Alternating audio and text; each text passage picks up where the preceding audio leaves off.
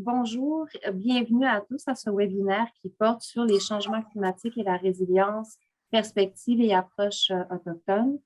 Mon nom est Caroline Larrivée, je suis la directrice de la programmation scientifique chez Uranus et j'agirai comme modératrice pour le webinaire d'aujourd'hui. Je commence en mentionnant que je suis présentement sur le territoire traditionnel non cédé de la nation Mohawk, où j'ai le privilège vraiment de vivre et de travailler. J'encouragerais tout le monde à prendre un moment pour réfléchir un peu au territoire où on se retrouve actuellement. J'ai vraiment l'immense plaisir d'introduire les deux conférenciers là, qui ont très gentiment accepté de venir présenter aujourd'hui. Les conférences vont se donner en anglais. Vous pourrez poser vos questions en français, mais pour la suite, je vais donc changer vers l'anglais. So it's really my immense pleasure to be introducing the two speakers today. We're going to begin with Graeme Reed. Graeme is of mixed Anishinabe and European descent. He's senior advisor with the Assembly of First Nations, where he advocates for the inclusion of First Nations in the federal, provincial, and territorial climate change and energy policy dialogue. I've had the great opportunity to be with Graeme on different committees and initiatives and pan-Canadian scope. And it's always been a really tremendous pleasure to be with him and to have him in the discussions. He always helps to really up the level of discussions with more profound ideas. So I'm really, really excited to have him here today. Graeme holds a PhD in rural studies from the University of Guelph. And there would obviously be a lot more to say about you, including you were named one of the top 30 under 30. There'd be just a tremendous amount of things to say, but I think I will leave that time up to you so you can complete the presentation and also talk to us about hope and love and exploration into the preparation of the National Climate Assessment's first standalone Indigenous report. So it's up to you, Graeme. Yeah, merci. Bonjour à tous. Mon nom est Graeme. So Anin, bonjour. Graeme Reed, Indigenous Cause, Ottawa, Nunjaba, Anishinabe, and Dao. It's an honor to join this virtual circle with all of you from Musqueam, Squamish, and Tsleil-Waututh lands, what's currently known as Vancouver. And it's funny, you know, just getting used to talking into the void, I feel like is an example of, you know, folks who have any sort of experience teaching. So hopefully, however you feel comfortable is the way that we want to spend our next hour together, and really looking forward to talking to you about this process. Also, obviously, want to acknowledge, you know, you see that I'm wearing an orange shirt. Tomorrow is Orange Shirt Day, also the National Day for Truth and Reconciliation, and so hopefully, you know, as we reflect on the conversations that we're often implicated into, we also reflect on the broader context in which, you know, we consider Canadian climate policy, provincial or otherwise. I'll share my screen and walk through kind of you know, this time. Feel free to pop, you know, questions or comments at any time. Throw your hand up if you want. My preference would be for this to be a little bit more of a discussion, recognizing there's quite a number of you. So hopefully, you know, hopefully we can get to the bulk of questions, and really excited that, you know, following this conversation, you get to hear from Jocelyn, who is an exceptional speaker, and really excited for you to hear from her. So I called this presentation Hope and Love, an exploration into the preparation of our Indigenous standalone National Climate Assessment Report. I did this because, you know, one of the key takeaways that I want you to consider is the way in which we conceptualize the act of climate and climate action, and how you know, there may be different ways to frame it in the context of all of our work, away from, you know, a rightly emphasized role of technologies and markets, but also the kind of human and people dimension. And so, you know, hopefully through the next little while, we can navigate those three things. So I wanted to spend a little bit of time just framing the context and the process overall, talk a little bit about the report itself and these prospective key messages, and then some key next steps. So, I'm not going to spend much time on the myriad of different reports that many of you are likely quite aware of. On the left, we have the IPCC report on special report on global warming of 1.5 degrees. We have the Canadian equivalent that we're talking about right now, the IPBES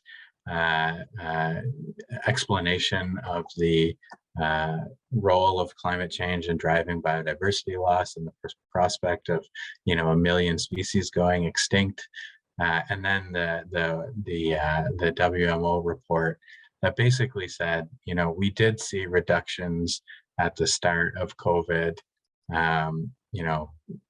calculated anywhere from 4 to 7.5%, but all of those have climbed back since then. And so, on one hand, we can imagine what are the types of, immediate drastic effects if we don't plan ahead would look like, but also that, there is a baked in path dependency of the overarching system that is, founded on the role of oil and gas. What I think is particularly relevant when thinking and conceptualizing these four reports is the kind of disproportionate impact that Indigenous peoples face when considering, what are the implications of, I think last week, the NDC synthesis report said around 2.9 degrees by 2100. We know in Canada that'll be at least 2 times in the south and 3 times that magnitude in the north. So we're talking about some pretty significant temperature increase on top of what is already occurring. And this was a response to the initial release of Canada and a Changing Climate, that we're talking about literal life and death, and that, we're critical about the response to the climate change report, also to, the broader urgency in addressing what is happening. The other piece, and this actually speaks to, the northern element. This is actually from Bantuk territory, just a byline saying that their community is warming 3 times faster than the rest of the world. And we know that that disproportionate impact is severe, but at the same time, we also have been hearing increasingly, that there's an opportunity in centering the voices, experiences, and rights of Indigenous peoples in creating the solutions to the intersecting crises that are outlined here. I will maybe come back to that point, but I obviously think it's something that resonates likely with many of you. As part of the National Climate Assessment, I'm sure many of you are generally familiar, a review of knowledge based on climate adaptation. There have been, many different products in the past outline this process, starting in '98 all the way until 2017. The most recent cycle, I think, started in 2018 or 2019. You've seen increasingly a number of reports being slowly released after the kind of main foundation in 2019. And then there's, both the national issues side and the regional perspectives that is slowly emerging from this. And this is essentially a process whereby, qualified professionals are reviewing evidence. And I use that word evidence in a way that has changed over the last several years. And so, often you see it now referred to as a knowledge assessment as opposed to a science assessment. And that's to recognize 2 things. One, the clear limitations of the peer review process and the unfortunate realities around the ontological supremacy of what we would consider science, but also recognizing that, knowledge comes in different forms, and there are opportunities for, Indigenous knowledge systems to find their way into, these fairly rigid, formalized processes.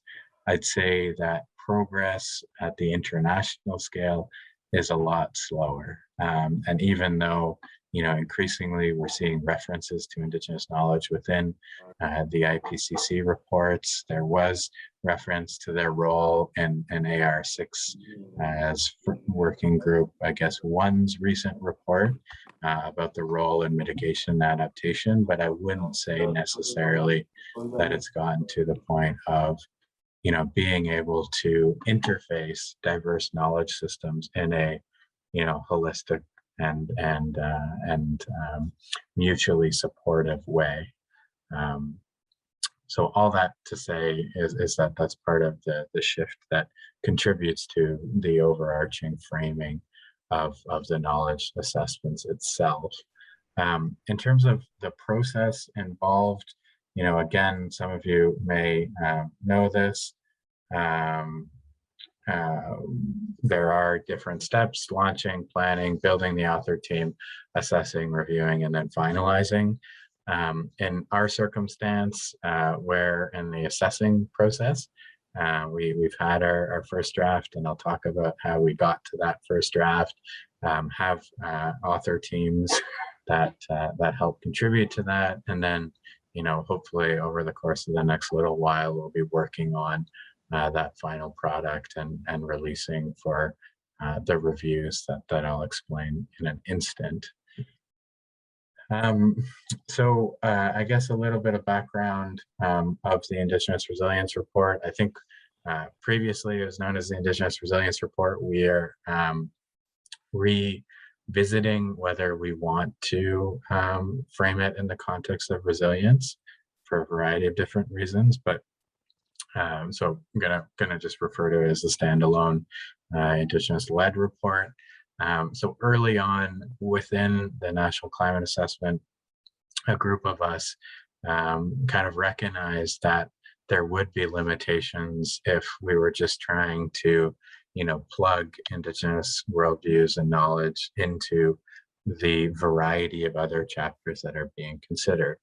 And not to say that those perspectives are not important, but that the kind of distinct rights-based nature of those priorities, necessitates their own space. And so ultimately, we arrived at a standalone report that was occurring in parallel to the National Climate Assessment process, but was not necessarily tied to, being a product of that individual assessment. So this report, we are progressing on very similar timelines, planning, to get a finished version in fall of next year. But the way in which we've conducted it is slightly different, and I'll share about that in an instant. When I say joint shared key messages, I think it's important to acknowledge that when considering Indigenous issues in Canada, we're talking not only about three different groups, First Nations, Inuit, and Métis, but also within those groups, vast amounts of differences. And so, we spent a lot of time thinking about how to characterize the report and how to characterize the, similarities, but distinctness of, those three Indigenous groups, but also within those three Indigenous groups, and landed on some joint shared messages that really get at that 30,000 foot message around the realities that Indigenous peoples face across this land, and we'll get to why we chose that in an instant. We shaped those messages in a very collaborative fashion, and I will talk about that in an instant. There are different approaches to how to do these reports and how they've done in the past. Some is based on subject matter expertise, and you identify those specialists, and then they write, their chapter, and then the lead author, or the contributing lead author, brings that all together into one cohesive role. We've done the opposite. We started, as an author team, shaping out what our key approaches were, our key principles, the broad structure, and then workshopping those messages. And we felt that that was important to engage in a space of co-generation and collaboration.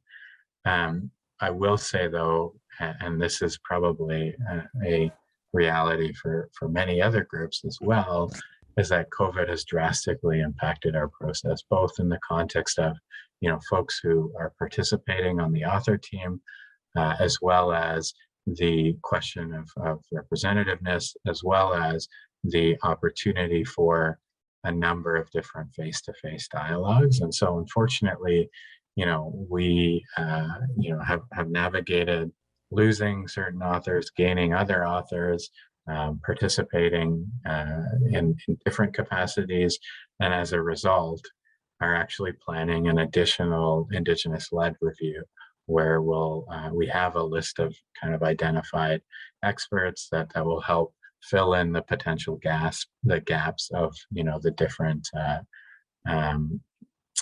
key messages that have been identified, in order to make this as cohesive and as full as possible, recognizing there are clear limitations to that process. And like very early on within the current draft, we carefully walk around that notion of what we're trying to do with this report. So outside of what I'm going to talk about in this context, central message to the report is also about the responsibility on the climate community to build those long-term, meaningful, and reciprocal relations with those Indigenous peoples around them, irrespective of what's identified in these contexts. As mentioned, we've held one in-person meeting. Feels like forever ago, but it was in 2020 in February.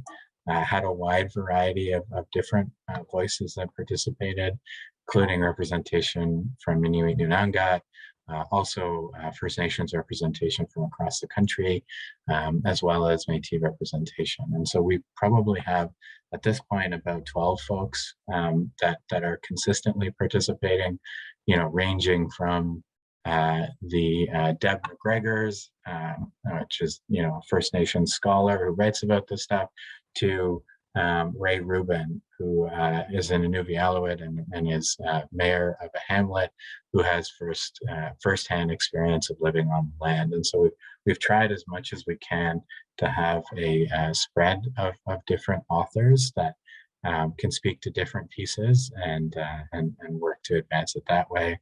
As I mentioned, we co-created our vision, structure, and key principles for the report.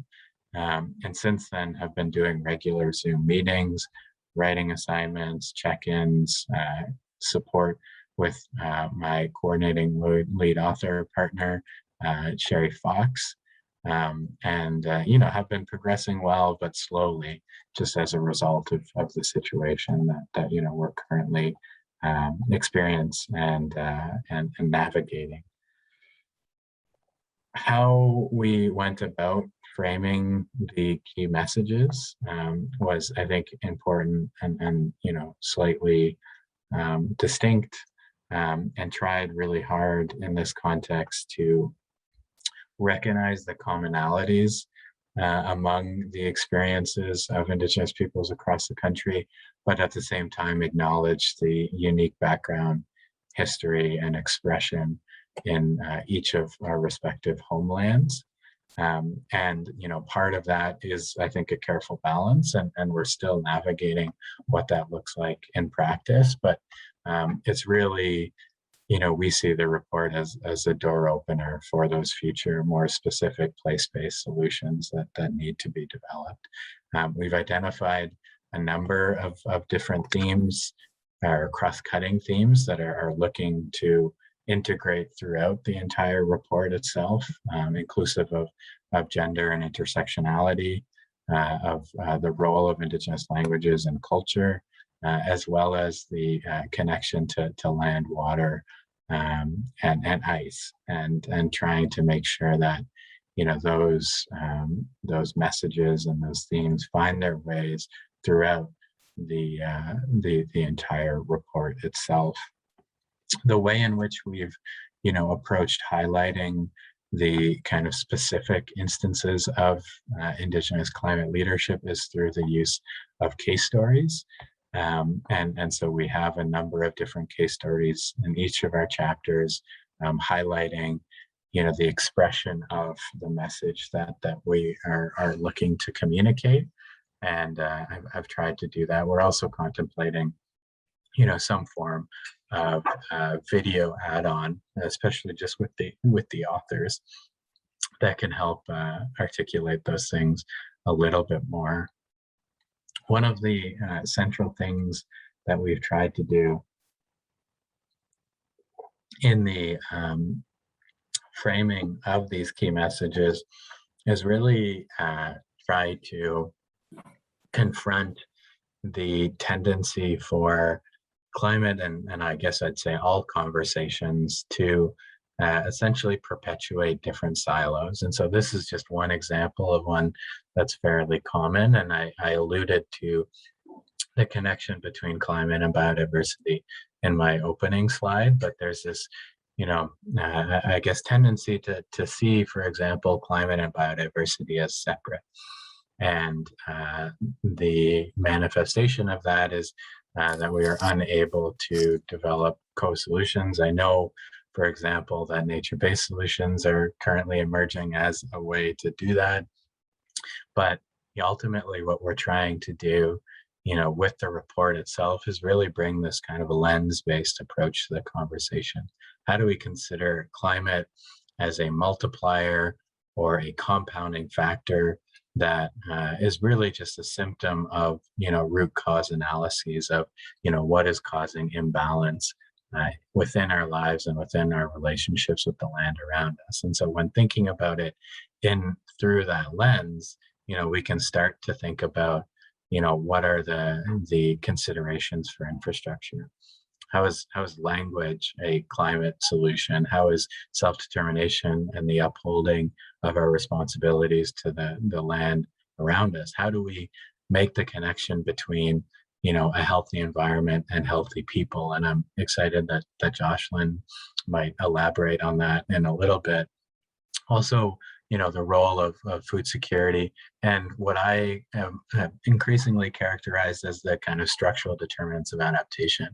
How do we consider the connection between, for example, on reserve, water, which I know all of you are likely aware of, and the drinking water crisis, but also the crisis of under just insufficient numbers of homes on reserve. We know there's anywhere from a $40,000 to $80,000 or 80,000 unit deficit on reserve of housing.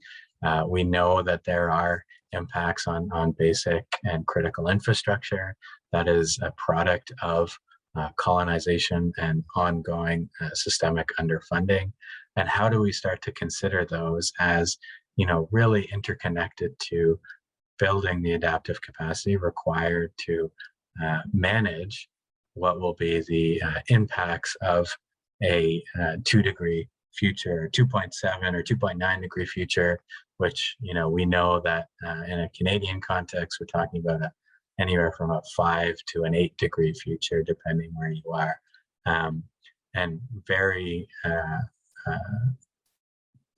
immediately can start to see what are those potentially transformational impacts as a result of that. And so I think, this kind of framing helps us see not only the interconnection between all of the key messages that we're bringing forth, but also the way in which we want, when reading our reports, we want readers to think about what are the dimensions that are required. So with that, I'll maybe share the 5 key messages and can kind of then talk about how we're moving forward. So the first broad key message that we're bringing and we want to express within the context of these conversations is the notion that Indigenous peoples have responded to the impacts of environmental and climate change before. They're actively responding today and will continue to respond in the future.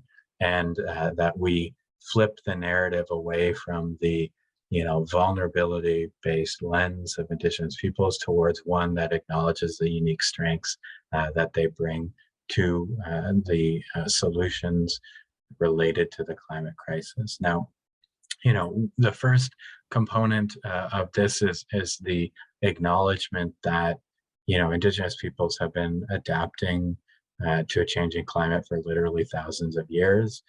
We know that there are different strategies in our different cultures that enable us to do that, or have enabled us to do that. For Anishinabe folks like me, one of the things that we used to use is seasonal mobility. We would move around depending on the seasons, which in our current society is not as easy to do. We also know that the unfortunate reality is that Indigenous peoples faced massive environmental change when contact happened.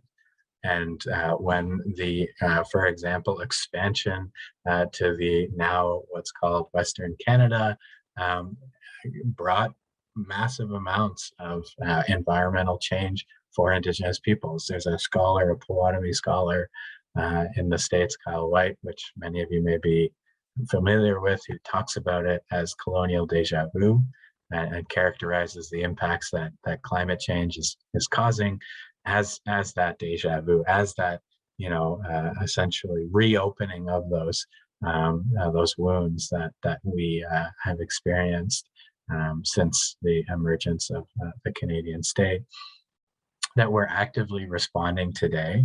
And I think when thinking about that lens-based approach, we see the ways in which Indigenous peoples are responding to climate change in a way that aren't traditionally captured within the mitigation or adaptation buckets of climate discourse. And I mentioned the role of language, and I think language revitalization is like essential to thinking about building that adaptive capacity. And there are strategies led by Indigenous peoples across the country that are developing these language-based revitalization courses. So all of that to say, this is I think an important starting point for the author team in acknowledging our positionality in the climate conversation.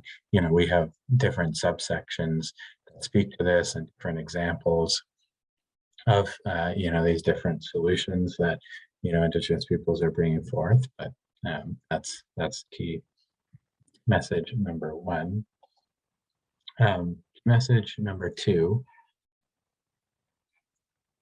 is about the inseparable impacts that are facing Indigenous peoples, and those are biophysical, social, emotional, mental, spiritual, that are disrupting the way in which Indigenous people share their culture, their language, their knowledge, their ceremony, their identity, health, and wellness. And it's important to acknowledge that these impacts are interrelated and intersect with multiple other crises that Indigenous peoples are facing. And so, really the intention with this key message is to start to get to that operationalization of that lens in the way in which we acknowledge all of those intersecting crises that Indigenous peoples across the country are facing, and that only by addressing all of them can we seek to build the adaptive capacity required to generate equitable climate action in the future Canadian context. And I see this as an important expression of the realities that impacts of colonization, both historical and ongoing, are causing and continue to cause. You know, for, again, like sociology kind of professionals, we know that settler colonialism is a structure, not an event. And we see the way in which those structures, you know, continue to impact Indigenous peoples. And part of, I think, understanding climate from this kind of interconnected way is seeing all those interconnected factors. And so I think this key message was important for us to really tease out why all these things are important in the climate conversation and why we need to contemplate addressing it, you know, addressing it in an interconnected way. The third piece around our draft key message is the role of Indigenous knowledge systems and the recognition that we've always had our own indicators, our own methods for observing, monitoring, and assessing change, and that they have an extremely important role in climate change research and decision making. Part of this chapter is first to really unpack, you know, what we mean by Indigenous knowledge systems and how, you know, those systems are embedded within a broader framework of governance, of legal orders, of institutions, of cultural and spiritual practices, and not just kind of data to be extracted and fit within, you know, X climate initiative. Really, we're looking to get to the space building on, you know, things like ethical space frameworks or two-eyed seeing or walking on two legs, depending on, you know, the framework of knowledge co-generation that you ascribe to or that you've engaged with. It's really about creating those parallel paths and starting to acknowledge that, you know, the current way of forcing Indigenous knowledge systems into, you know, Western knowledge systems and decision-making processes is inappropriate to acknowledge the distinct and diverse roles that these systems of knowledge bring and how they are embedded within the broader decision-making and governance framework. And so ultimately, you know, we're not only talking about the role of knowledge systems, we're also talking about the role of Indigenous peoples in making decisions, both in the context of framing how we think about climate, what we think the root causes are, and then how do we think about those solutions, which connect to the previous slide.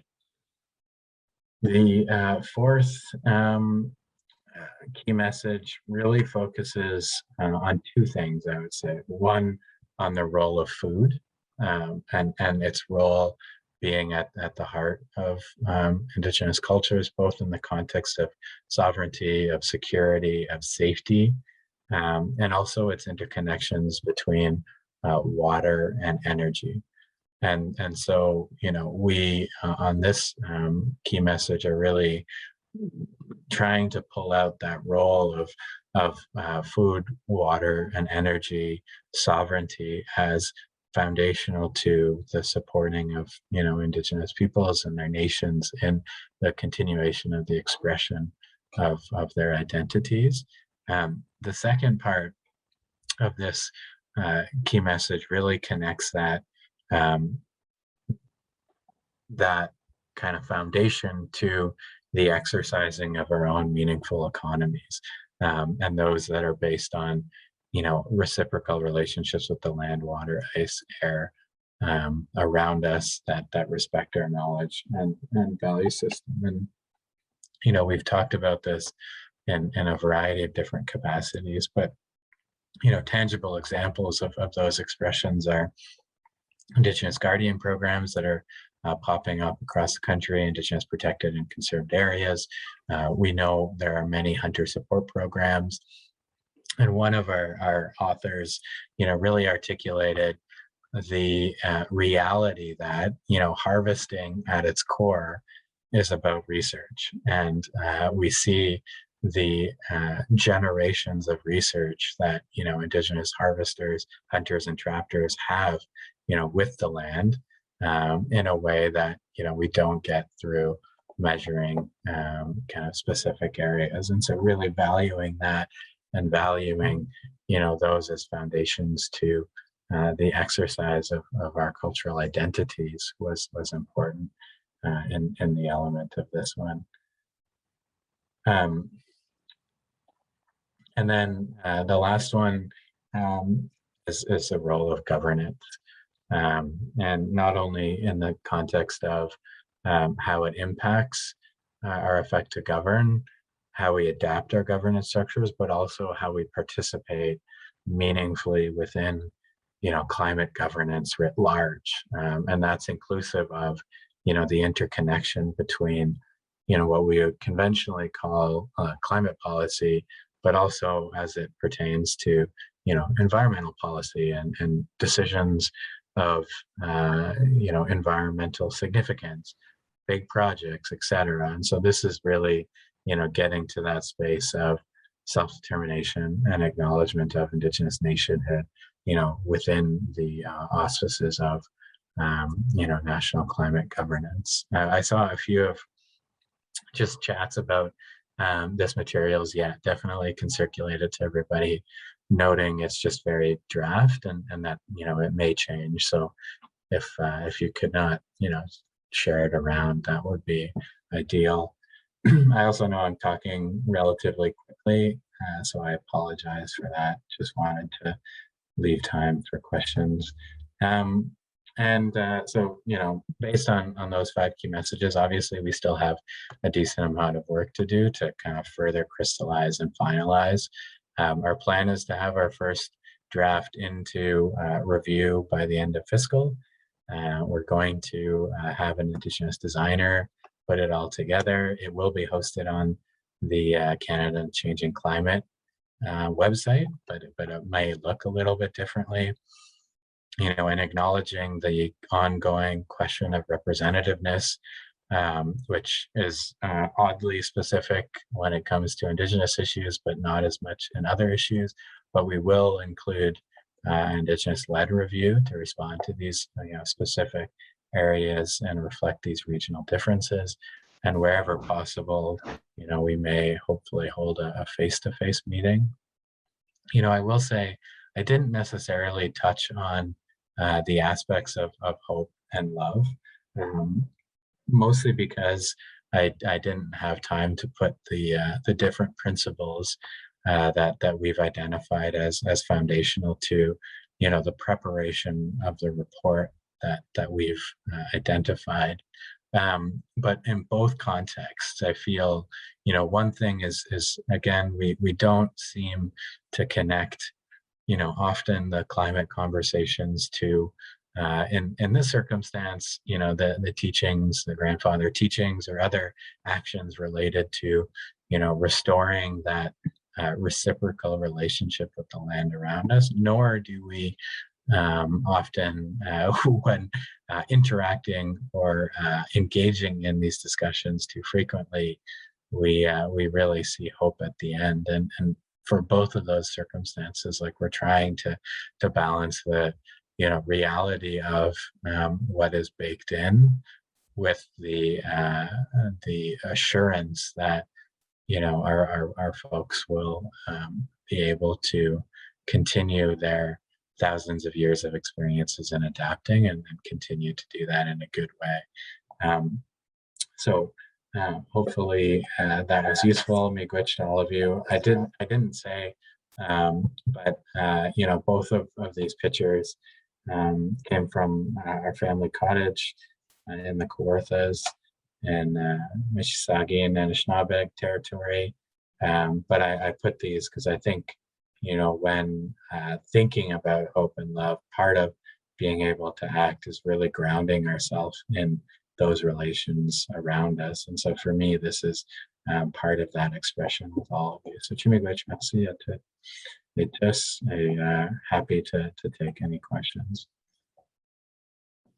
Miigwech, Graeme, really appreciate that. And I appreciate it all the more that the process is ongoing. And so this is really a primer into what's going to be in the report. So I really appreciate you sharing this with the around 200 participants in the meeting today. So thanks very much.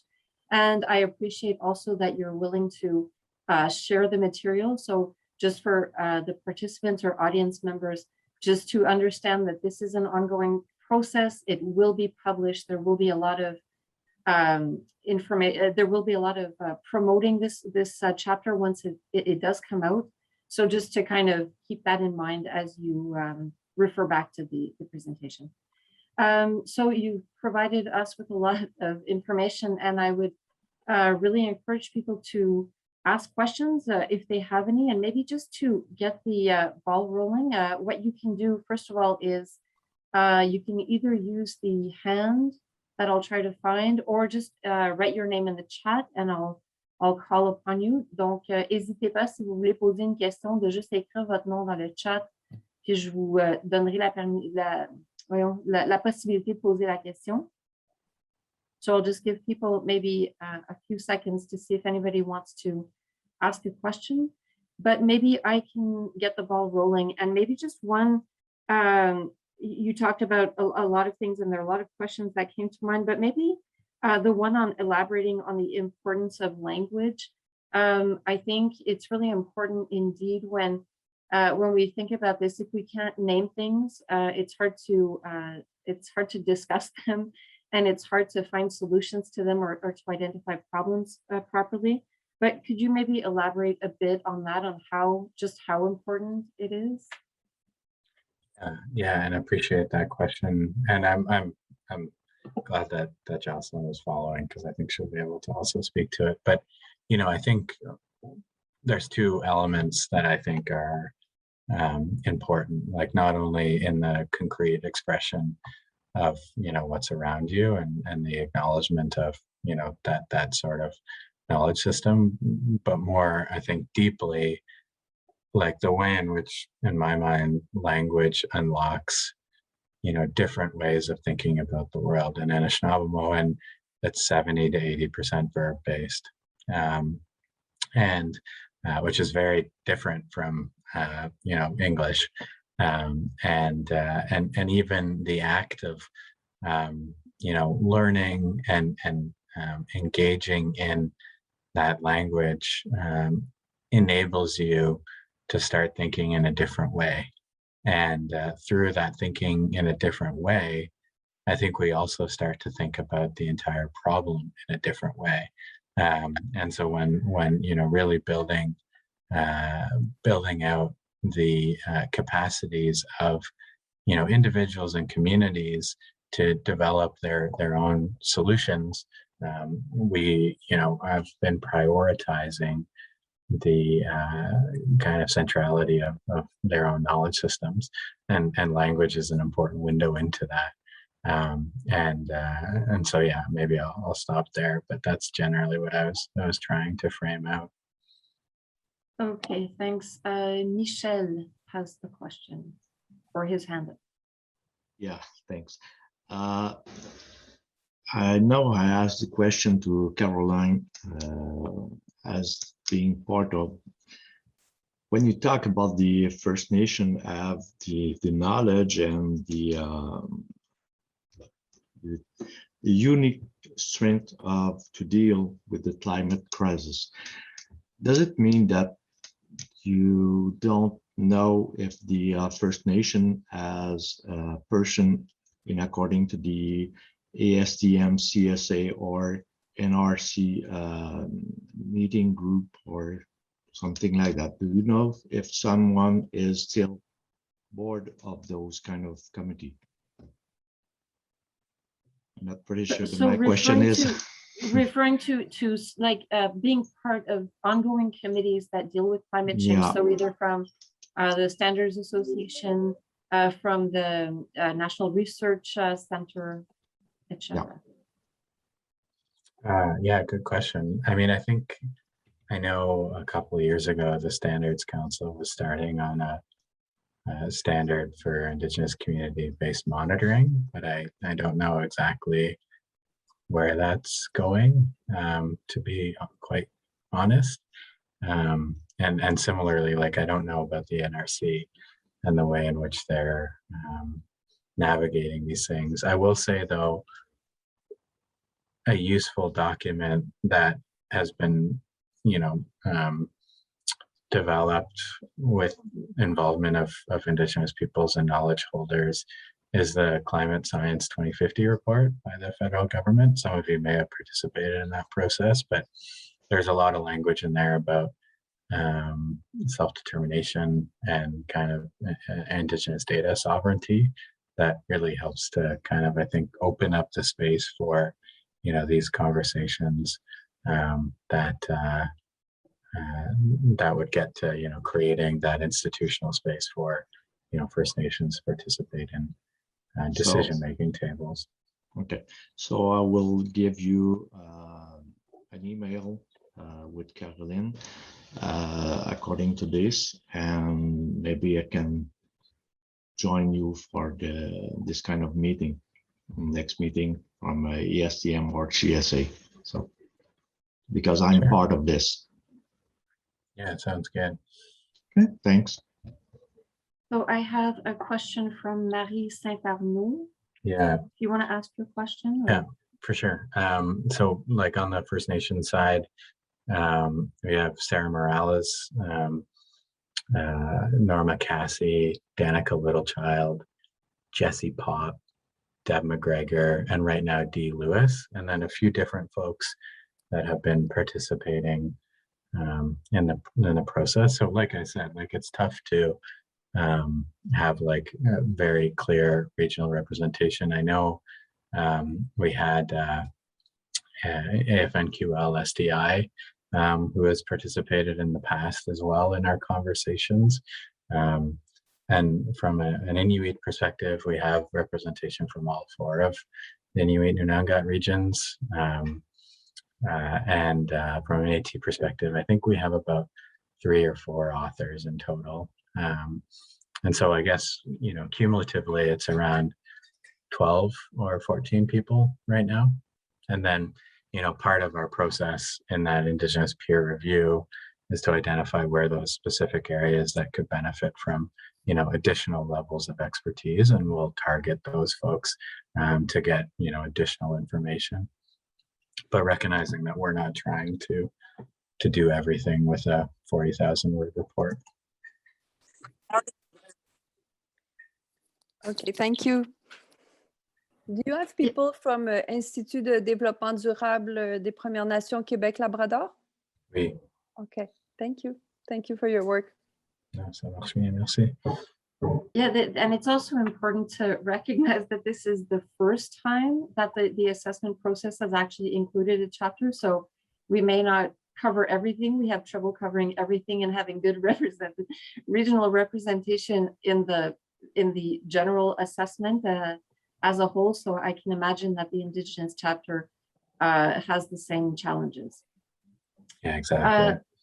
I don't see any other questions in the box. I don't in the chat box. So please don't hesitate to ask questions. But maybe while we wait, I'll go with one more.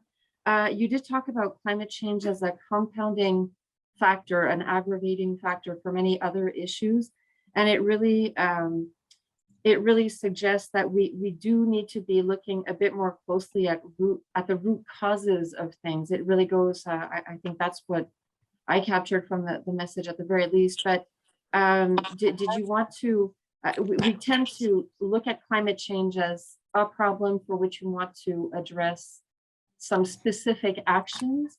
It's a lot harder to look at the root causes of things, but it's a lot more sustainable, I guess, as a solution. Would you like to elaborate a bit on that? Yeah, definitely. And I think I would say, just loosely, the sooner that we conceptualize these things as things that have to occur at the same time, the better that those solutions start to be, sustainable. And I think like the closest consideration that I've seen is the, kind of equity-based climate approaches, even within climate justice. And, increasingly, I think we're seeing the interconnection between, those struggles of climate justice, with racial justice, with gender justice, with disability justice, all of which you know, in my mind, originate from a variety of different things, but colonization is one of those things. The extractive tendencies of capitalism, especially as it relates to, you know, the extraction of land, of women, of labor.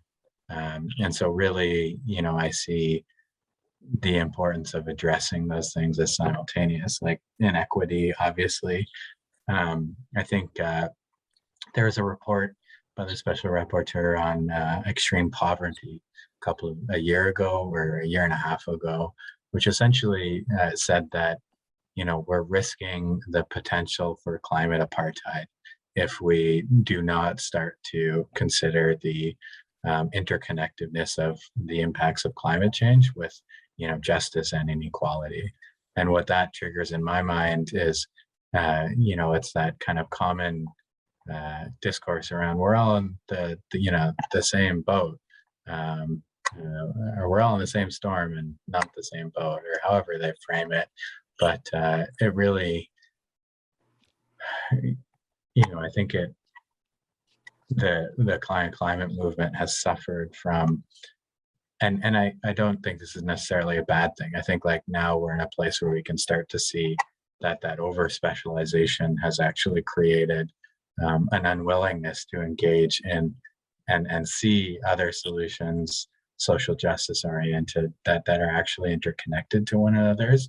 And that's why, for example, I think of, you know, bringing the lessons from the structural determinants of health into the structural determinants of adaptation, because it starts to give us a framework of thinking about how climate solutions are also housing solutions. You know, here we know that unfortunately during the heat dome, the majority of folks that passed away were lower income folks, right? It's a reality of how climate impacts target, unfortunately, the most vulnerable. And until we see, you know, addressing that in a concrete way as actually, you know, adaptation to climate impacts, I think will unfortunately just further magnify the kind of growing inequality that we're seeing.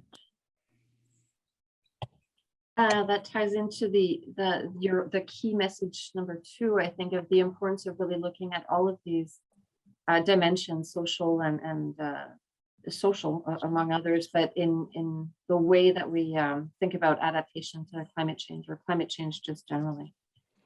I'm not seeing people ask questions or raise their hand or have any other elements in the box. Did you say, Graeme, that you could stay with us for Jocelyn's presentation, and maybe at the end we could just have a little common moment of questions? So if you can stay with us, that would be great. And maybe at this point, well, I'd like to thank you very much for your presentation. Just I'll start off with that. Let me just this at the very least.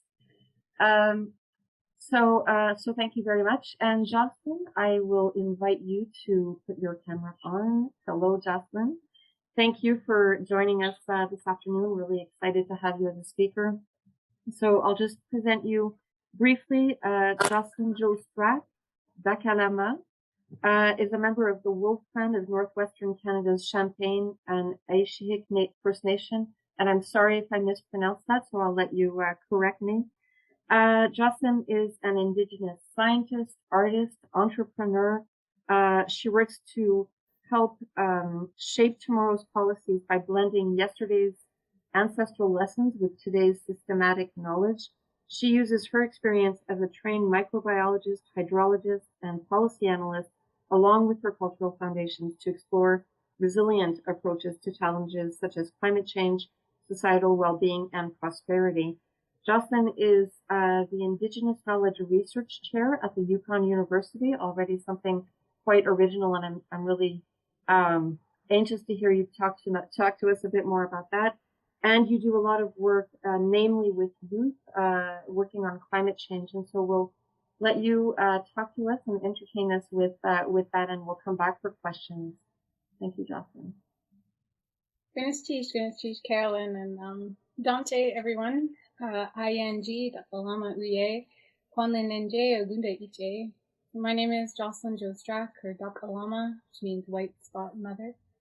I'm a member of the Champagne and Ajax First Nation of the Yukon Territory, which if you think of the Yukon, kind of like a right angle triangle, we're right in the right angle there. And I was born and raised in Whitehorse. And as mentioned, I am now the first, I guess, Indigenous Knowledge Research Chair at the new Yukon University here in the Yukon. And I'm incredibly honored to be within that position and truly uphold the real privilege that I see it as in terms of my responsibility to leadership and to community service to really pave the way for those coming behind me. And so with that perspective, there are times that it becomes a real struggle to be an Indigenous researcher, but at the same time, very rewarding to be an Indigenous researcher because the work going forward is just so open and full of an innovation. So much of what I do is try to sort of acknowledge how systems of control within our bureaucracies and our administrations really set to prevent some of the things moving forward, particularly in the inclusion of traditional knowledge. And I just wanted to acknowledge Graeme too. I very much enjoyed your presentation, and I felt like it was exactly what I will be talking about, but all I can do is really elaborate on all of the wonderful foundation that you've set and the insight that your team has brought together to really paint a very good picture of what the challenges are moving forward to bringing not just knowledge, but doing and being into our way of life. And there's some key differences there. So some of my work, I've been really thinking about how knowledge and the exercises of planning, a lot of my background is actually in land planning as well, is so much about documentation and analysis. And what we end up doing is we get a little sidetracked or overly concentrated on this mental exercise while at the same time neglecting and not necessarily like upholding the acts of doing and being that are the true agents that drive change. So I know for myself, when I read a document, say of values, these are your Indigenous values: respect, share, care. But when just this past week, I've been out hunting with my family. We were very fortunate to harvest a moose and to also be in my fishing village of Cluckshoe while there was an elders camp. And at the elders camp, they also harvested a moose. I have 2 children who are 3 and 5, and we got to engage in an entire week of share, care, respect. And when I think about her education, my 5-year-old, and what it meant for her to miss a week of school of ABC, 1, 2, 3, and instead be learning to eat moose guts and cut meat, and she's 5, and to also know that she has to listen to her aunties. She has to respect her elders, and she did have to learn that. She did have a moment where we had to have a hard, heart-to-heart with my 5-year-old because she was being disrespectful to one of her aunties, and that is not okay. It is not okay to be disrespectful, and that's something our communities are still really struggling with. So in the school system, she's subject to the documentation, the ABC 1, 2, 3, and the Western foundation of thinking. In Cluckshoe, with our community, she's introduced to this way of life that is about being part of a community, knowing her role as a 5-year-old. When I was upset with her, I'm sorry, I might have to drink some water from time to time. It's getting dry up here. When I was upset with her, I told her a story about one of our elders when she was 5 years old. And what happened was they were walking from our fishing village to another community that was several kilometers away. This little 5-year-old girl and her 90-year-old grandma. And they used to say that, you know, the children and the elders, they went at the same speed. All of the adults, they went ahead looking around and setting up camp and just getting everything ready. And slowly, you know, the 5-year-old and her grandma made their way there. As they were walking, all of a sudden they came up to this like clearing, this new clearing that they hadn't really seen before. And they were kind of looking at it, and it was very, very long. And we have stories in our culture about snakes that come out of the mountain. Here they walk up the hill to this long clearing, and they see lights coming down it. She says that she was absolutely terrified, that she thought a worm was coming down to get her and her grandma, and she was just like chilled and like petrified to the bone. But here there's lights, and this worm pulls up to them.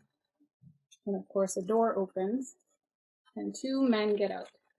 The first car and the first white men that she had ever seen in her life. Her grandma pushed her in front of her and said, "You've got to talk to him," like in their language, because she couldn't speak. But neither could baby either. I have a baby here right now too. Yeah, you can go, sweetie. But why? Because I'm talking. You want to say hi to everybody? I'm telling a story. Let me finish my story. And so the little 5-year-old girl walked up. Well, but she was scared. She didn't want to talk to them. She essentially couldn't.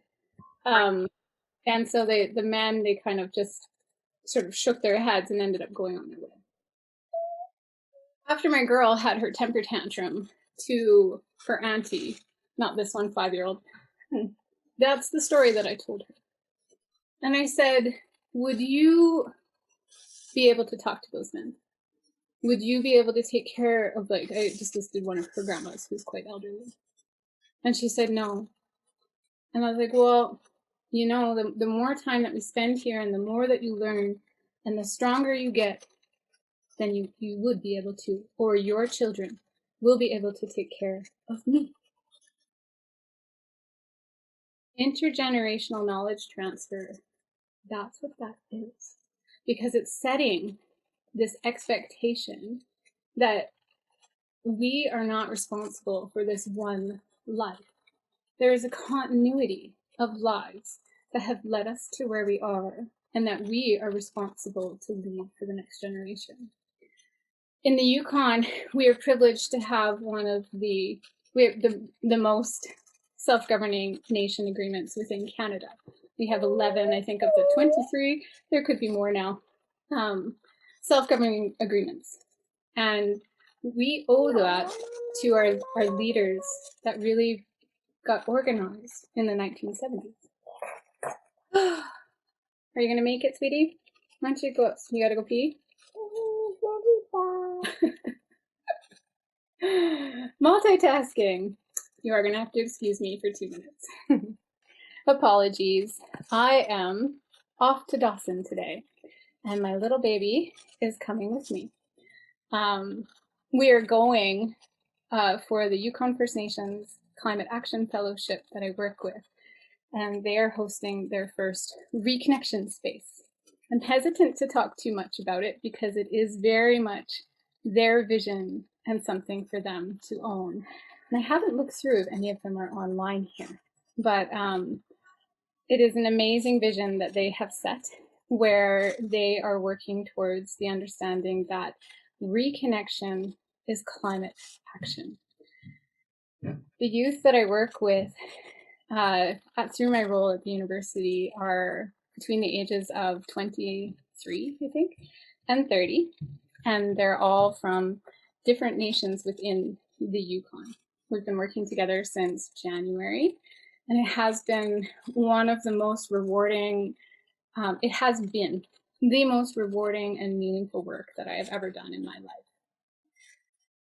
I want to acknowledge something that Graeme sort of brought up in terms of representation, Indigenous representation on different boards and committees. That was in the questions, but then also in some of his talk about how we bring our knowledge into these pre-existing processes. In working with the young people, what we've been doing is broadening their worldview and validating that the way that they have been raised and educated in the Western system has caused conflict with their identity as an Indigenous person. And now they are engaging in a journey of reconnecting with their culture, their identity, and in turn, their role and purpose within their community and within their life and the continuity of life within the world. It's been really interesting to witness their transformation and their devotion to this work. It has been incredibly meaningful to all of them, I'm very proud to say. And you know but then what has happened is they've been so very excited to go out and to share their worldview with their colleagues, with their peers, and in turn, but often they've been getting some of them, they've been shut down or feeling unheard because the understanding of the worldview within the dominant systems is just in such contrast with what it is that we are promoting, of this idea of reconnection with spirit, self, each other, and the land is climate action. And Graeme alluded to this as well. I was really glad to hear he talked about how, the role of spirituality and ceremony, and how it does really make a difference to opening our hearts and our belief in the more than what we can see. We are very, very boxed in sometimes by what we can see and what we choose to believe. I believe it starts when we all find out Santa Claus isn't real. Within the Indigenous way, I know I'm all over the place here, this is how I roll. In the Indigenous way, I teach my girl to speak with trees. As we walk through the forest, I have a belief that the trees are alive with energy. They are dependent on the air and the energy around them to drive their experiences and their perception of the moment. If you were to be a tree, you don't have great agency to move your arms. And so much of our touch, our sensation is driven by what our brains choose to make us touch. With a tree, its sensation is dependent on what comes around it and by us. And therefore, I believe that its energy radiates out. As you walk by in the forest, you also have energy that radiates out. And this is how we are all connected as one. Energy fields just sort of shifting. That sounds a little crazy, but it's just very interesting once you start thinking about it and once you start believing and having a perception of it. So with my girls, I teach them that if you feel a tree calling you, you can go over to it. My little one, she always picks little trees, and I like to pick the big trees. But I shouldn't say pick. They are the ones that I feel called to, and I guess appropriately, the little trees are the ones my girls feel called to. She goes over to this little tree, and sometimes she doesn't even say a thing. She just veers off the trail, and I let her. And she'll stop at this little tree, and she'll hold its hand. We say, Allah, Allah, my hand.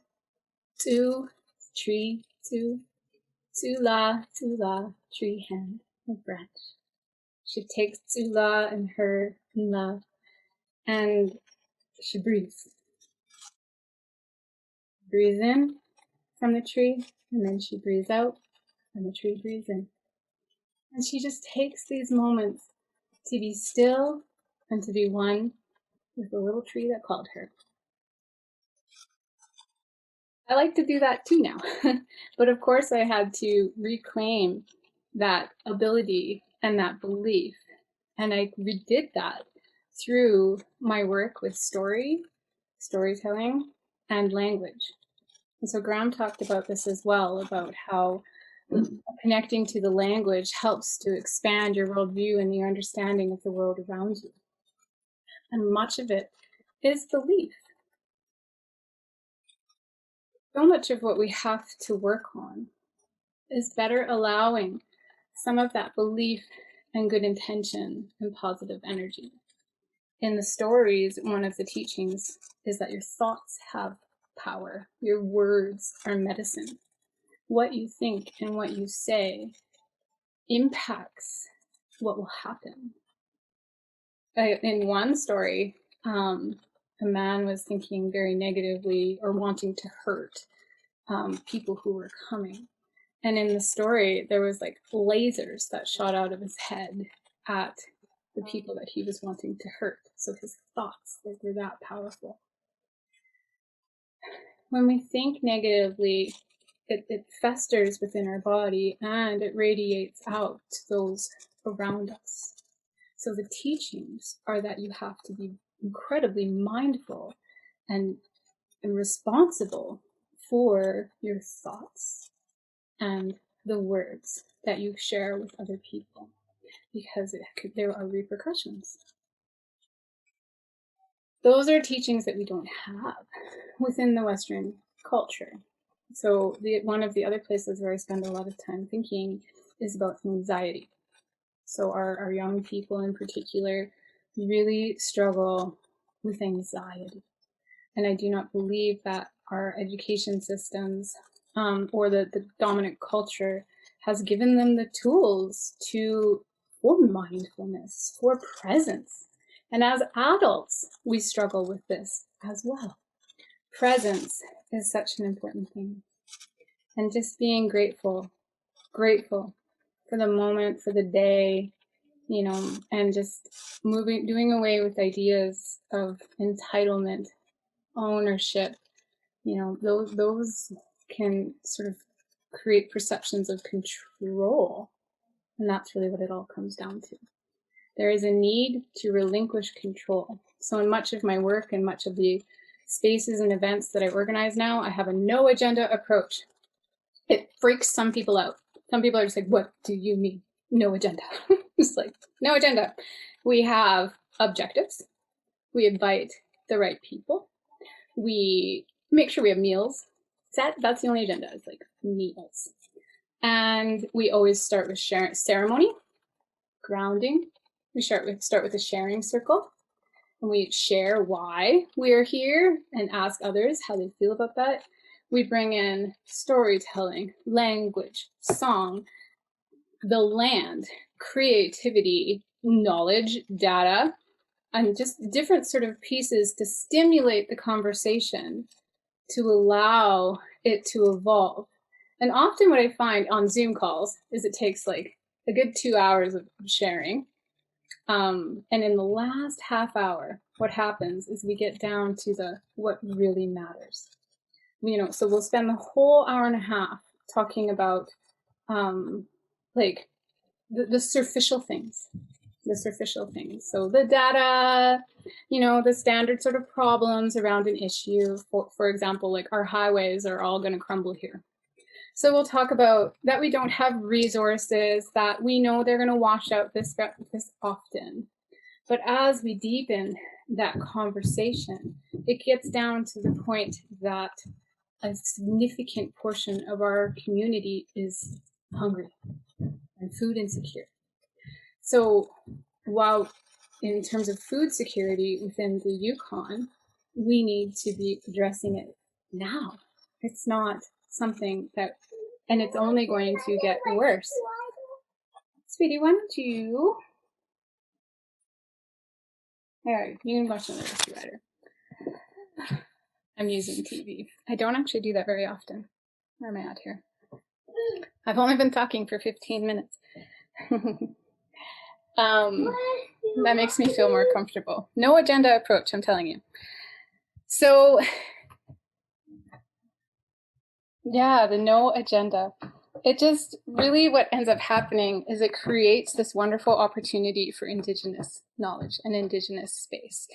Because when you're not so bound by the controls of time limits, it allows for those that want to have the conversation to go to that deeper level where they want to be and where they need to be talking about. Who else watches Rescue Riders? There's only like 20 episodes. I'm seeing everyone. So And this is part of the challenge. Oh, I come back to it. This is part of the challenge with the committees. In the committees that Indigenous people in processes that are driven by Western approaches that are about control and agenda and predetermined objectives, the space for Indigenous knowledge becomes quite limited because there is not that allowance for the time to get from the surface to the depth of the heart of what true issue is. And that's what holism is. That's being holistic, right? It's giving that space to go around and around and around. And I think, like, for example, if you're in a Zoom space, you don't want more than 10 people. Actually, like 6 to 8 is like the golden sort of number, I think. Because what it does is it gives every individual the opportunity to get around about 3 times or 4. And by that 3rd or 4th time, people have reflected to a depth, often in the circles that I have led, where they were just really thinking about the bottom line. So in these predetermined spaces, though, when Indigenous people come in and that's what they're searching for, I know for myself, that's where I like to be. That's where I like to get to, is to that foundation of what the true challenge is, not the superficial, but the foundation. And but that takes time. And so in these predetermined agendas and objectives, there becomes no time for that conversation.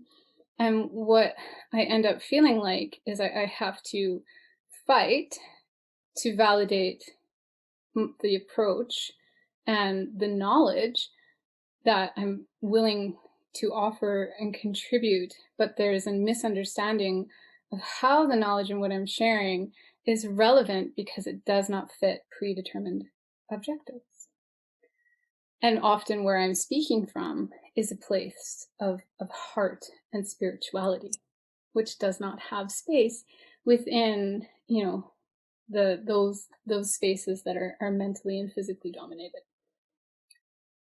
And this is, what the medicine wheel teaches us. We need to be balanced in our spirituality, in our heart, in our mind, and in our body. And that takes work.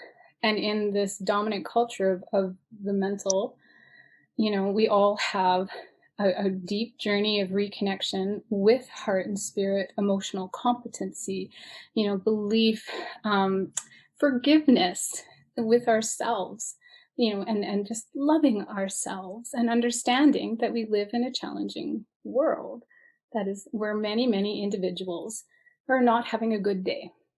And so as we're trying to bring forward this place of confidence, grounding, truth, that's what it offers. And then that confidence, grounding, and truth comes out in our decision making. And that is where climate action can learn. I believe that when we are working with data, primarily, and making decisions just from what we can see and measure, we are not getting to the depth, and we are making decisions that are superficial, and then we'll only be able to dig this deep into the problem. And it comes back to this, that is essentially the foundation of reconnection, is climate action. So reconnection is spirit, self, each other, and earth. I just wanted to talk a little bit more too about, I guess I can share a little bit about my role as an academic. I'll talk a little bit about some of my thinkings about numbers. So I'm a microbiologist and a biochemist. I've worked in like cancer research, and I did a bunch of work here in the Yukon looking at methyl mercury and sulfur reducing bacteria. And I can do PCR in COVID. I knew exactly what that was. But what I call myself now is a scientist in recovery. I've felt very challenged being a scientist, and to be honest, being an academic. I did make a move over to try to become a social scientist academic, but I also really struggled there. What happened, I think, is that I did not feel, again, that there was space for me to be true to who I am and to how I've been raised and taught to with this high degree of respect, like what I taught my girl. And it just didn't come into play where I felt like I could honor that within my work as a researcher, as a scientist. Certainly when I was working in cancer research, I had a really hard time with like Mouse Massacre Thursdays. And it just really like sat on my soul, like taking these mice in their life and for the purpose of research. Yeah, I really didn't feel right about it. It's also terribly monotonous. You move very small amounts of fluid from one tube to another. And I'm a very extroverted person. When I was working in the lab for too long, books on tape saved my life. I listened to Nelson Mandela, Led Zeppelin biography. I just like was going nuts. I was listening to Sad Country and thinking about the same 3 things that were troubling me over and over and over again. And then I think I started moving into like this realm of not quite true, where I was like, okay, we gotta find some extra entertainment here. Small amounts of liquid. But, you know, for many, I think that it's a wonderful meditative sort of thing. And maybe that's something I can talk about too, is some of these trainings that we give for our young people. So they are not so scattered. And unfortunately, I was not offered that opportunity as somebody who is reconnecting, I began my reconnection journey really when I was 23. And I was raised with it as a child, but I had a separation from it over my teenage years. And that was very hurtful. It was very, very difficult for me. And growing up here in the Yukon is not an easy go for our teenagers, particularly our young girls. They really struggle with their self-worth, their confidence. I recently narrated a report, a video that went over a report that said that only 2% of our grade 9-10 girls are self-confident. It's like, that's really, really sad. And when I was in grade 9 and 10, I was not self-confident. What it took to overcome some of that trauma, grief, and so this is what our children are growing up with, you know, not having self-confidence, with a high degree of trauma often, and with a high degree of grief. There is continuous, sometimes it feels like death, within our communities. And this is part of what Graeme alluded to too, is that as First Nations communities, we have so much to do in terms of our own healing and our own growth. And what the Western society does is there's no pathways for young people to reconnect with their identity, you know, and one of the best ways to do that is through healthy community and through reconnection with the culture. It is amazing to watch these young people who are in their 20s, and some of them, you know, have spent their time in foster care, have been in and out of treatment or of penitentiaries, and you know, these are young people that I love dearly. I love them so much, and I tell them I love them. Another trouble with Western society. I go out into my kindergarten girls' classroom. I go in there and I teach. She's in grade 1 now, and I sing songs and I share my little bit of knowledge or language that I'm still working on, and I tell them I love them, and I ask them to call me Auntie Jossie. For all of the little First Nations kids in her class, it's like so natural. They're like, Auntie Jossie, Auntie Jossie. But then for the non-Indigenous students, I can see them really struggle, where they're like, you're not my auntie. What are you talking about?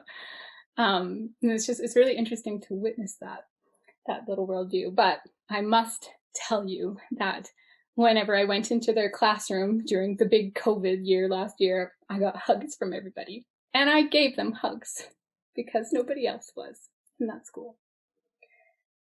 Love is really important. It's foundational to humanity. It is what helps us endure, to be resilient, and, you know, to live for the purpose each day, to be loved and to give love. Resilience is another thing I can speak to a little bit. I'm on TikTok because I try and reach out to young people. And this is exactly what I do on TikTok. I just, hey, you want 1 minute of my chatter? At Antijossey at Antijossey with Y's. ANTYJOCEY. And yeah, TikTok. I shared a story on TikTok about my bacteria, my little sulfur-reducing bacteria. And there was a study where they took bacteria, sulfur-reducing bacteria from the Arctic, and then they took many from like the Caribbean. And they sort of did an analysis of what their protein and enzyme sort of library was. And they did several tests where they kind of heat shocked them, and they put them into different temperatures, and then assessed which enzymes and proteins were turning on, and how many, and whether or not they died. Can you guess which ones did better? The ones in the north. And it was because what they found was the northern bacteria had a much greater library of enzymes and proteins. And they were able to endure high temperatures, extreme high temperatures, and low temperatures, because, you know, here where I live, it can go up to 36. And so it was really interesting. And what happened with the temperate bacteria is their buffer was really small. They you know, if the temperature went too low, like they died rather quickly. And they just didn't have that suite of proteins because they didn't need it, because they never experienced that range of temperature. This speaks to resilience as people. We, as Westernized people, we are becoming very, very comfortable and consistent with what we are doing in our daily lives. We spend a lot of time at home. Our routines, and Graeme also mentioned this too, we don't live seasonally anymore. When you're outside every day, you are not cold, no matter the temperature. Your skin, your body is actually strong. I feel strong when I spend a lot of time outside. I get aches and pains when I spend too much time inside. I'm like older than anything. And, or maybe it's just children. But you know, there's so much to be gained by skills and strength. One of my favorite messages that I like to share is that we need to be able to sow, grow, build. And we cannot do that anymore. We can't. We've lost these fundamental skills of human survival, and we've traded them for dependency in our 9-to-5 working and in our consumer-like lifestyle. So instead of creating, which gives self-worth, which gives skills, which allows creativity and expansion out into the spiritual and the emotional world. I painted this. When I was mad about school. When I was mad at academics, and I was really mad at them. And then after some time, I came around, and I was just calm, and I was forgiving of myself and of them. And I worked really hard to acknowledge the foundation of the conflict, and that's what this is called, conflict, this painting. And so what we end up with is this like really limited set of skills, and if we're not able to be confronted with conflict or and then have the self-awareness and the grounding to be able to address the conflict with confidence, we react, right? And we kind of go off the deep end, and it ends up in really difficult situations for us. And I kind of think that that's a little bit of what could be happening with climate change. Like we're very reactive. You know, we don't have our grounding. And it just ends up being very, very destructive for us. And some work that I did with the Yukon government, we did do a little bit of insight into understanding what it means to be resilient within the Yukon. And a really wonderful finding is that the people of the Yukon are really interested in self-sufficiency. They recognize that we are up here in the north and that we need to be able to care for our own and reduce our dependency on the imports and services of the south if we wish to be able to survive due to the potential risk of climate change, like severing the supply chain. And when we speak about that with people, they were like all for it. And so again, I come back to education. I really believe that one of the greatest solutions for climate action lies within the K-12 system.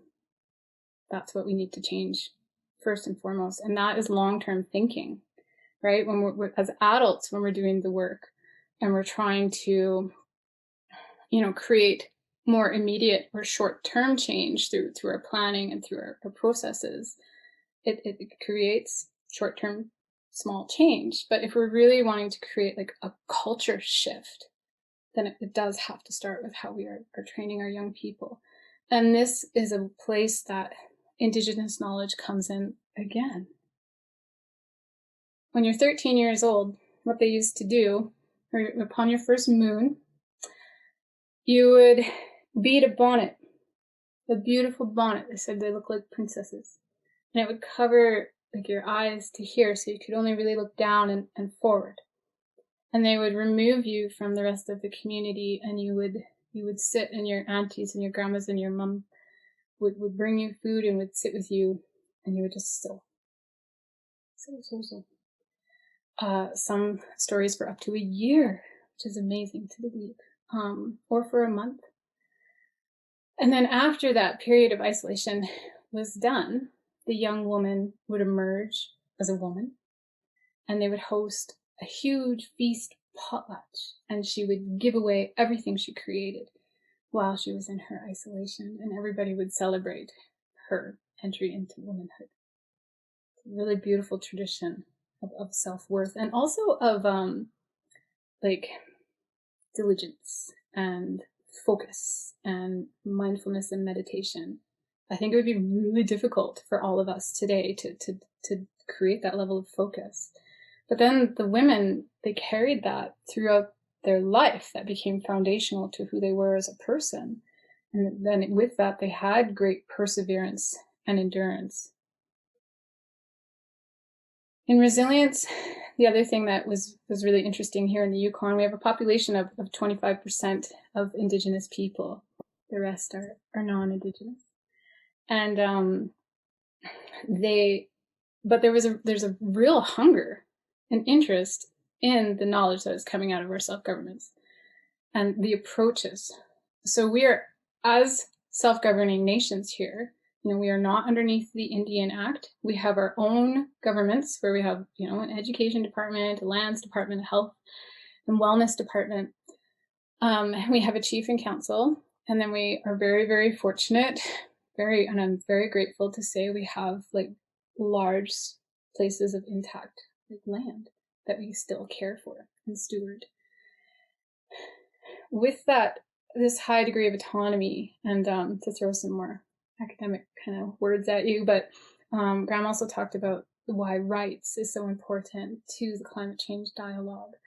And it truly is, because I believe that there is this quest of overcoming oppression. There's this journey. And in the beginning, you spend so much energy just fighting for rights, fighting for validation, and it is everything. It's exhausting.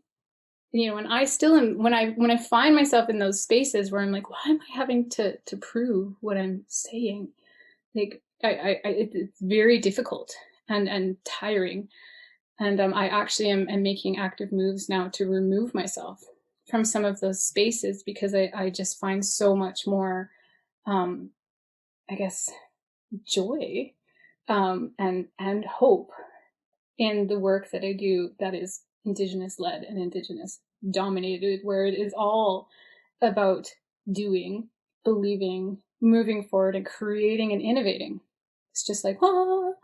And then over here, you're just like, I always feel like I'm hitting walls, and I'm getting stuck into boxes, and I'm having to overcome policy, and it's just exhausting.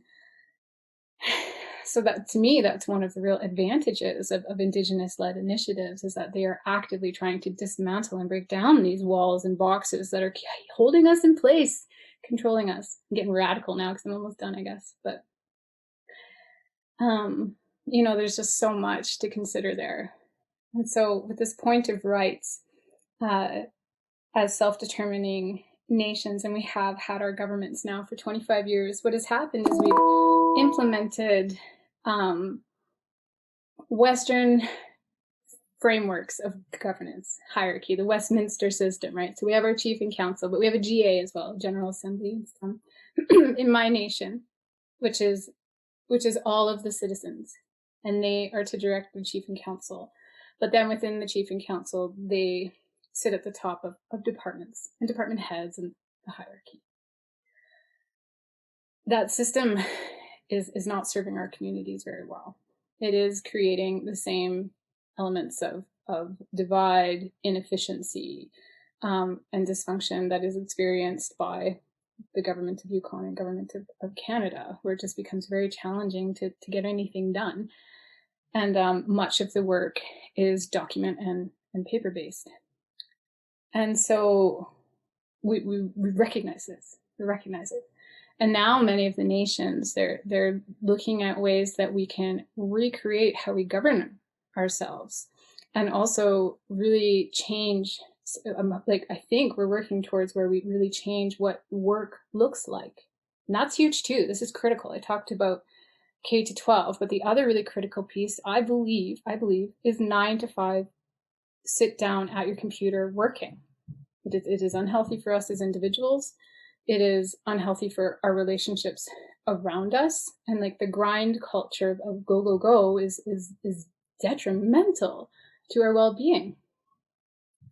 I envision a community where we have a better balance, a more seasonal way of living, and where throughout your day you spend time with all ages, where you are creating and where you are giving, and like our time in Cluckshoe. So often I heard, I wish this was how we really lived.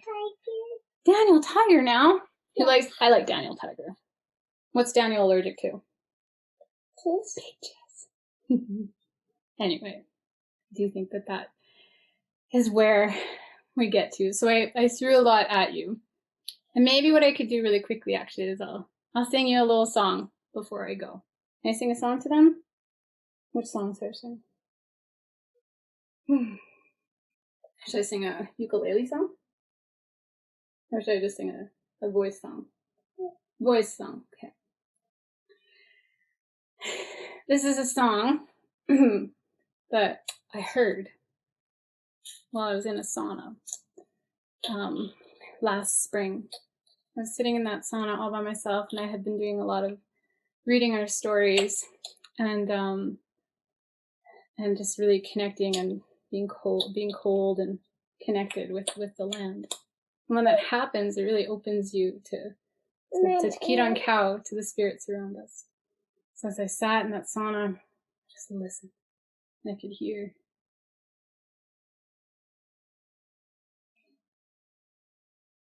Guptaye,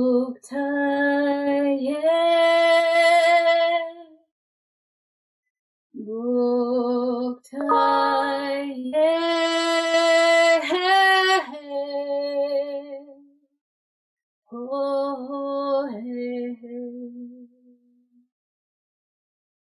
ho he ho ho. Doktaye,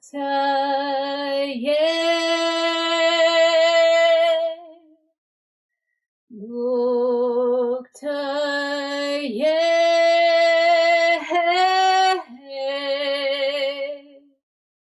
ho ho he,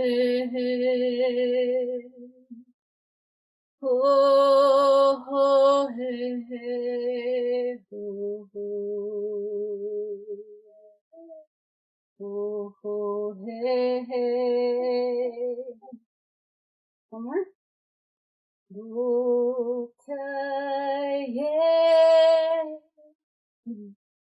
No.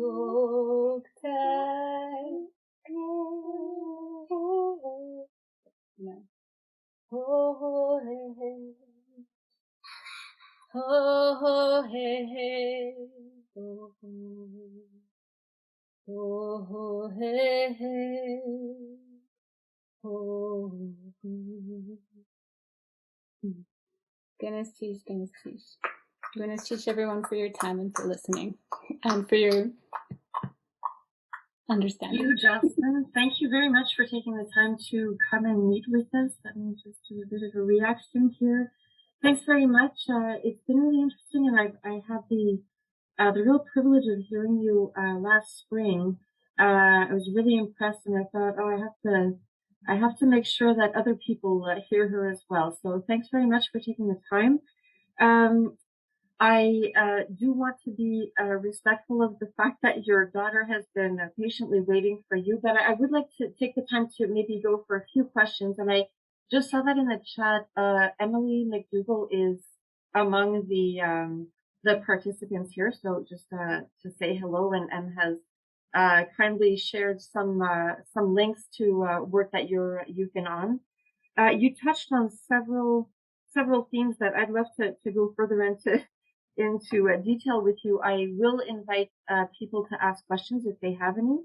But maybe one of the ones that's very intriguing, I would say, is the one maybe just to go back to this idea of providing the space and providing the openness to work with groups. And so you talked about the no agenda meetings, which is, I guess, one format. I'm just curious to maybe hear you talk a bit more about it, but I mean, it starts from, I guess, trust in the participants, and that the participants and dialogue together will get us to where we want to be.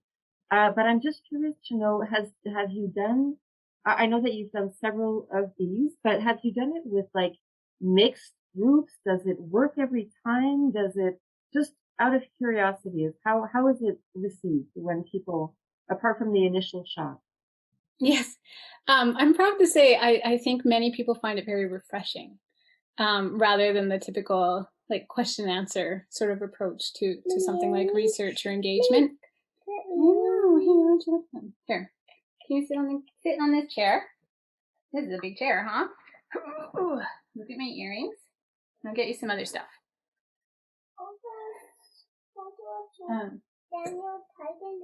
Yep, we will, sweetie. Give me a little bit, okay? One really interesting thing that I have learned through some of my work, thinking about what it means to create a storytelling space.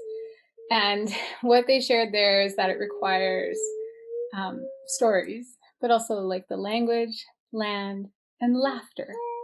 Like humor is really important to all the work that we do.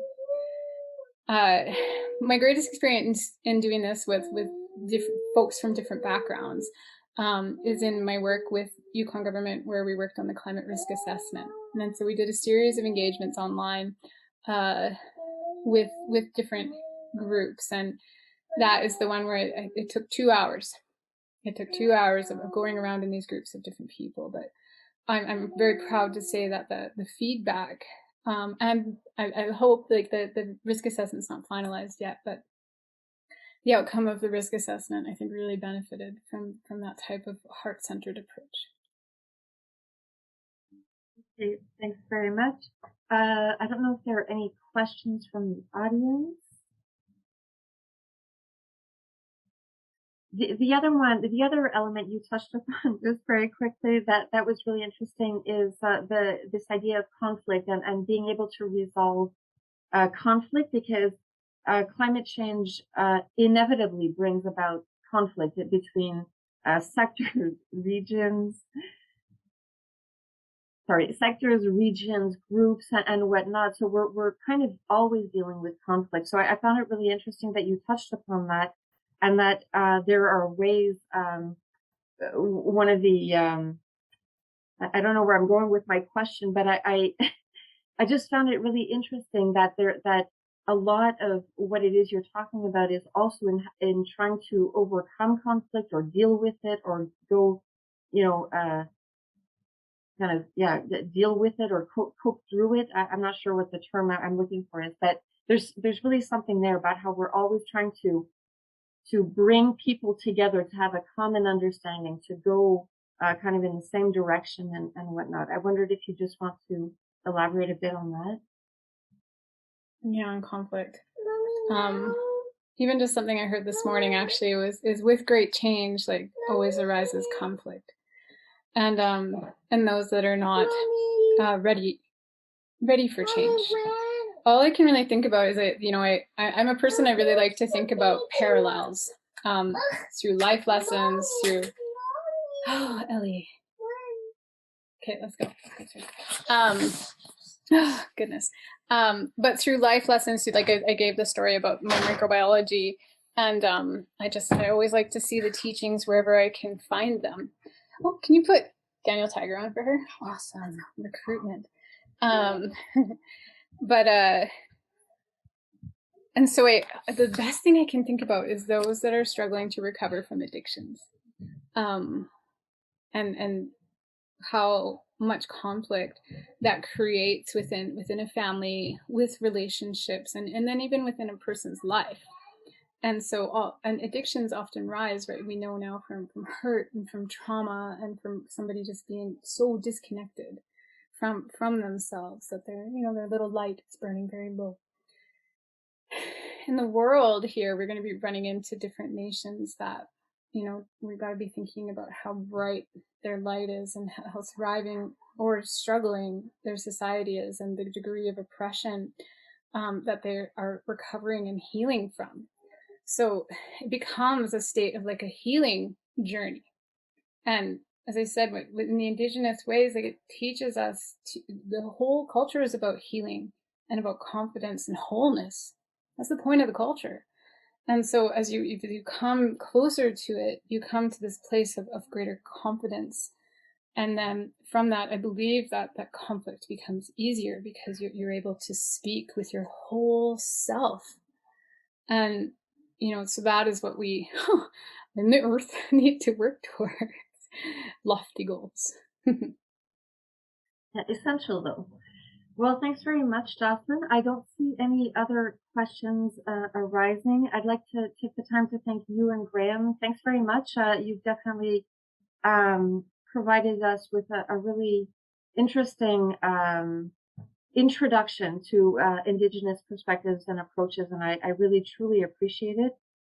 So thank you very much to both of you. I know you are both tremendously super busy and super in demand, so I appreciate you taking the time to come and talk to us and the participants, the audience today. So thanks very much. Thank you so much. And I did actually, I'm going to put my TikTok into the chat here. Just in case you're interested in more. No worries if not. And thanks to your daughter, who was very patient. Yeah.